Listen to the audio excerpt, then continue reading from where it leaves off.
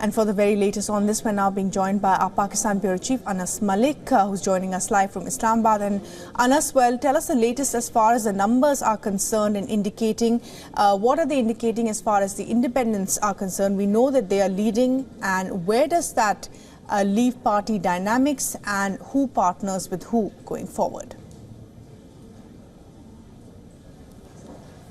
Well, the situation on the ground is more of a quagmire, it won't be wrong to say, Bhairavi. For one very reason, what you see behind me are all greenfield seats. When we were talking yesterday, it was all white. This board was very white. The white indicates that the results are still awaited. The green indicates that the results have come in and they have been announced. Most of these seats, about 157 of them, are currently filled.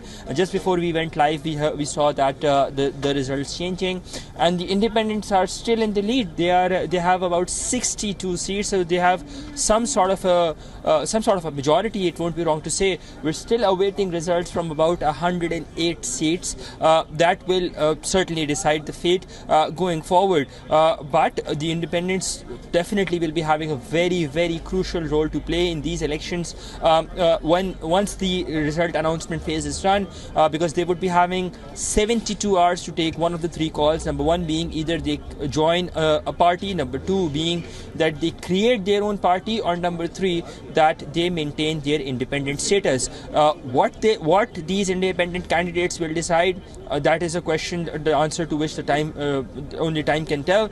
But for now, independents, the graph reflects that independents really are in a driving seat right now when it comes to these elections that have just taken place yesterday, and the results continue to trickle in.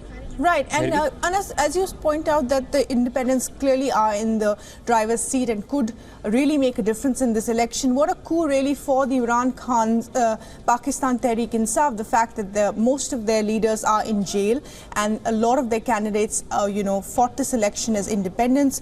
Clearly not something that was expected. Everybody was talking about this being the comeback election for Nawaz Sharif.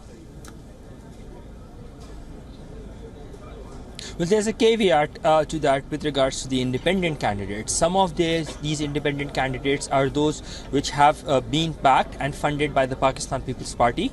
Some of them are those who were initially PMLN stalwarts, but were met with the party's decision of not being given tickets.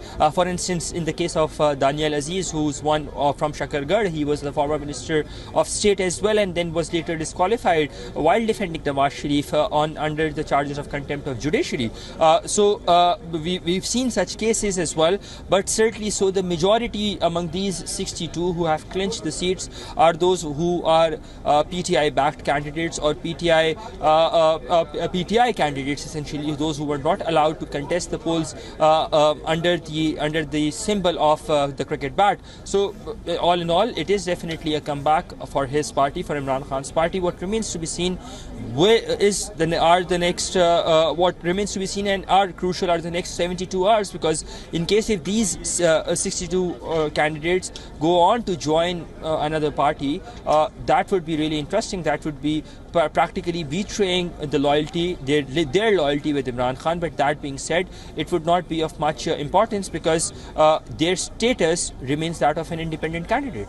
Right, Anas, thanks very much indeed for joining us with the very latest there. Clearly interesting times in Pakistan politics, and the instability there and the uncertainty continues on the ground. Thank you.